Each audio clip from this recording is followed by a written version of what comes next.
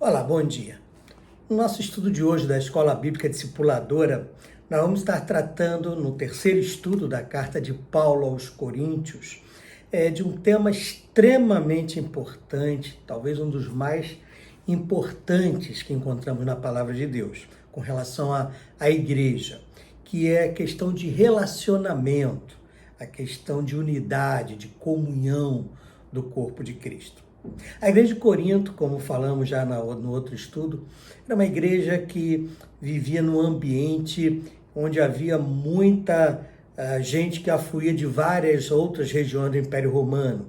Corinto era na Grécia, mas era uma cidade portuária, pertencia ao Império Romano, e ali também tinham pessoas de várias regiões, várias nacionalidades também.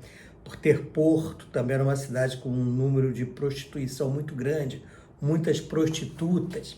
Então a igreja de Corinto, quando foi formada, ela, é claro, acabou entrando nela pessoas de diversos tipos de comportamento e na ocasião havia uma necessidade muito grande dessa igreja ser devidamente orientada, doutrinada, discipulada, disciplinada, inclusive. Então havia muitos problemas. E um dos problemas que acontecia nessa igreja era partidarismo, era divisão. E o estudo de hoje trata desse tema. E o tema é Ninguém é de Ninguém, no sentido de que nós temos uma missão e uma responsabilidade diante de Deus. E ninguém é mais importante do que ninguém no reino de Deus. O texto é baseado em 1 Coríntios, capítulo 1, versos 10 em diante. Então nós vamos estar estudando hoje esse tema. É um tema muito importante, como eu falei, muito relevante, necessário para que a Igreja de Cristo possa, de fato, cumprir a sua missão aqui na Terra. Aliás, abrindo um parênteses, a nossa igreja aqui, Batista Creia, acabou recebendo esse nome por uma visão que Deus nos deu, uma direção. Lá em João capítulo 17, o Senhor Jesus Cristo orando para os seus discípulos, ele trata desse tema, a unidade. E ele ora e diz, para que o mundo creia que tu me enviaste. O que acontece? Que todos sejam um em ti, como eu sou um, em ti, Pai. E que eles sejam um em nós, a fim de que o mundo creia que tu me enviaste. Então esse nome Creia surgiu dessa visão da importância da unidade da igreja, a importância da igreja viver realmente em comunhão. E esse é o motivo pelo qual a nossa igreja tem esse nome Creia, que se tornou também um acróstico, Comunhão, restauração, evangelização discipuladora, intercessão e adoração. Bom, voltando ao estudo, o apóstolo Paulo, então, ele trata desse tema tão necessário, não só para a igreja de Corinto, mas para a minha igreja, para a tua igreja, para a nossa igreja. E hoje vamos estar tratando, então, desse tema. Bom, o capítulo 1 de Coríntios, eu vou ler no versículo 10, alguns textos aqui, ele nos relata o seguinte, diz aqui o apóstolo Paulo, à igreja, aos irmãos, e ele exorta da seguinte maneira: irmãos, pelo nome do Senhor Jesus Cristo, peço-lhes que todos estejam de acordo naquilo que falam e que não haja divisões entre vocês. Pelo contrário, que vocês sejam unidos no mesmo modo de pensar e no mesmo propósito.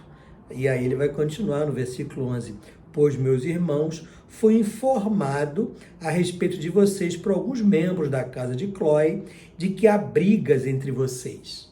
Refiro-me ao fato de cada um de vocês dizer: eu sou de Paulo, eu sou de Apolo, eu sou de Cefas, eu sou de Cristo. Será que Cristo está dividido?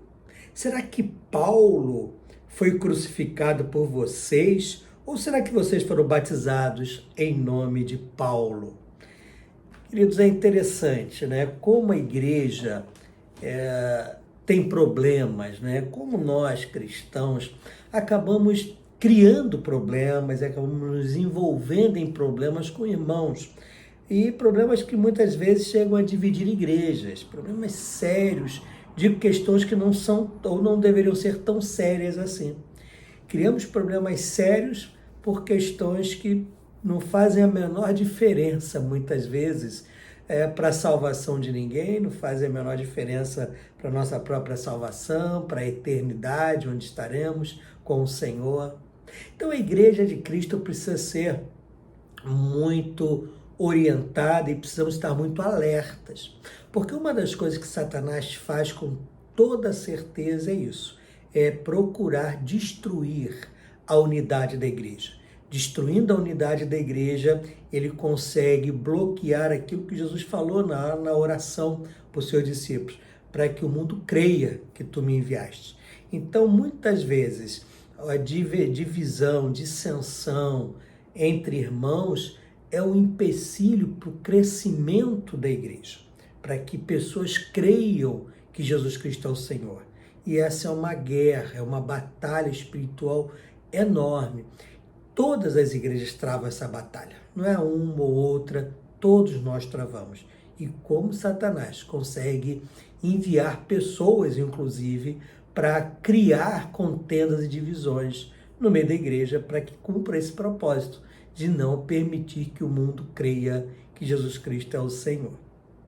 Olha o que Paulo diz no texto que nós lemos há pouco. Haviam 4 grupos ali, né? Era um partidarismo curioso esse. Nós encontramos ali contendas e partidos. E podemos dizer o seguinte, primeiro, era um partido que era dos saudosistas, não é? Quem eram esses saudosistas? Eram aqueles que diziam, eu sou de Paulo.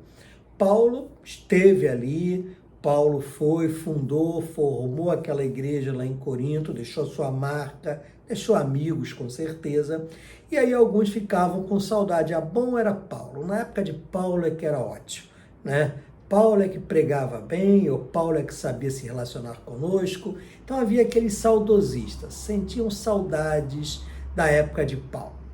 Quantas pessoas hoje, né, nas nossas igrejas não vivem dentro de uma política ou de um partido dos saudosistas, né?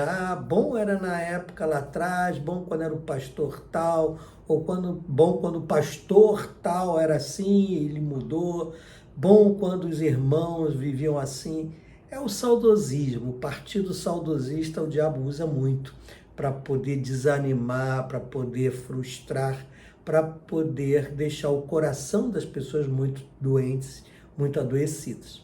Havia outro partido que era a elite intelectual. Eu sou de Apolo. Sim, Apolo sim. Apolo ele era uma pessoa muito instruída de fato. Apolo era uma pessoa que tinha muita cultura. No livro de Atos dos Apóstolos você encontra algumas descrições desse homem de Deus, que era eloquente na palavra, era uma pessoa que disputava com os judeus sobre Cristo, falava de Cristo e convencia muito de que Jesus Cristo realmente era o Messias. Então Apolo foi uma pessoa muito culta, né? E aí havia aqueles, né, que era o partido da elite intelectual. Então, não, eu sou de Apolo. Apolo era a pessoa certa. Apolo tinha o poder da palavra, Apolo tinha sabedoria, Apolo era uma pessoa intelectual. Quantas vezes também nas nossas igrejas não aparece esse tipo de partidarismo, né? Ou de partido. Partido dos intelectuais, daqueles da elite intelectual. O pessoal não sabe nada. Eu já li a Bíblia toda, várias vezes, eu já fiz tantos cursos na área de teologia, ou na área do conhecimento bíblico, ou outros cursos que me deram essa sabedoria que eu tenho.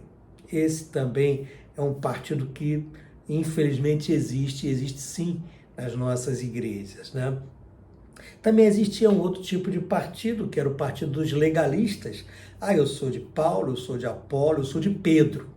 Pedro representava realmente um partido legalista. Não que Pedro, digamos, pregasse o legalismo, a gente não encontra muito isso na Bíblia, mas sim, a gente encontra o comportamento de Pedro muito preso ao judaísmo, tanto que para ele ter que ser convencido aí na casa de Cornélio, tal, ele tem que ter uma motivação, ter uma visão de animais que ele entendia que eram impuros, porque a lei judaica quer dizer que era impuro, e aí ele acaba sendo quebrado essa visão dele para poder, né, ir até a casa de Cornélio para batizá-lo.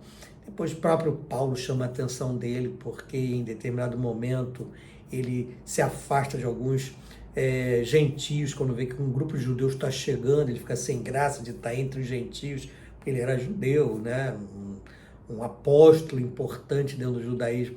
Então tudo isso revela realmente um Pedro muito ligado ainda ao judaísmo. E é aquela coisa do legalismo. Então tem os partidos legalistas na igreja, né? Tem aqueles partidos que tem que ser assim, assim, assado, e vive dentro de um legalismo enorme. E o quarto partido? O quarto partido era daqueles espirituais, né? Que eles, não, eu sou de Cristo.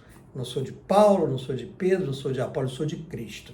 Bonita, realmente, tem que ser de Cristo mesmo. Todos nós temos que ser de Cristo. Mas no contexto ali eram aqueles que se achavam mais espirituais, super crentes do que os outros. Não, eu, né, sou de Cristo e espiritualiza tudo, né, e acaba nem conseguindo conversar com outras pessoas que não têm aquela forma de agir toda espiritualizada, tal. Eu não digo espiritual, espiritualizada, né, aquela visão que é muito mais humana do que realmente a ação do Espírito Santo na vida. Então esses 4 tipos de partidos existiam ali, né?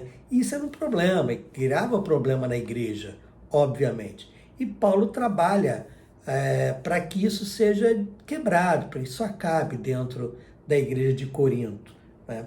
Então, uma igreja dividida, queridos, é um problema sério. Paulo reprova isso, reprova essa existência de partidarismo.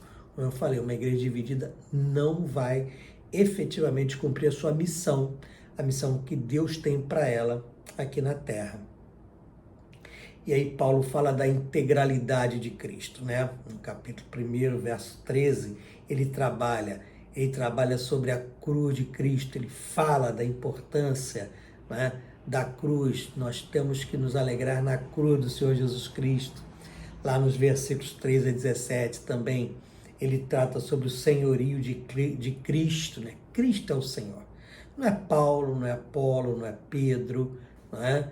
É Cristo, mas Cristo é o Senhor, não dentro de um partidarismo espiritualizado ali e tal, um indivíduo se achando melhor do que o outro, mas dentro de uma realidade, a realidade de que Jesus Cristo é quem tem que fazer a diferença, né?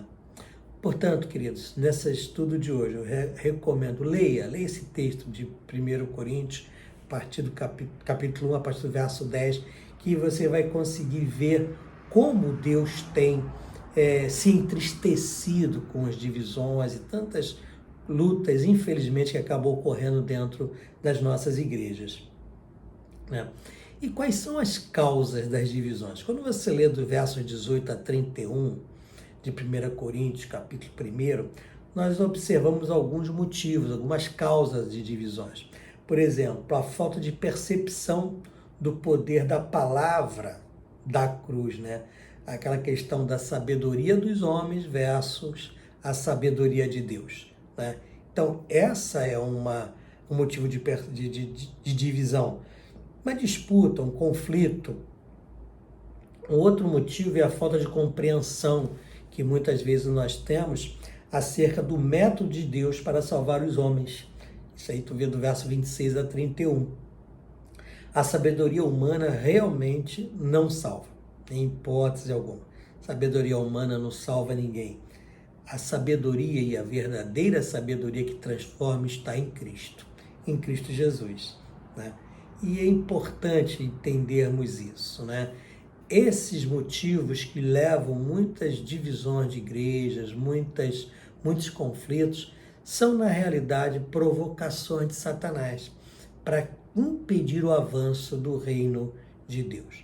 E o que nós, como cristãos, devemos e precisamos realmente fazer e orar muito para que aconteça, né? A Bíblia nos ensina que devemos evitar, né, certas coisas, certas personificações, né, do evangelho do reino. Não, eu tenho uma visão e essa minha visão é que está certa, está todo mundo errado dentro da doutrina, dentro da teologia cristã. Existe uma existe algo que ninguém foge. Jesus Cristo é o Senhor, existe uma doutrina, uma teologia que fugir dela é heresia. Mas existem coisas que realmente não vão fazer a menor diferença para a salvação de ninguém. E essas coisas são aquelas que dividem o corpo de Cristo. Que Deus te abençoe e que realmente você, né, assim como eu, oremos e busquemos cada vez mais uma unidade real com o nosso Senhor Jesus Cristo, para a honra e glória do seu nome, para crescimento e avanço do seu reino.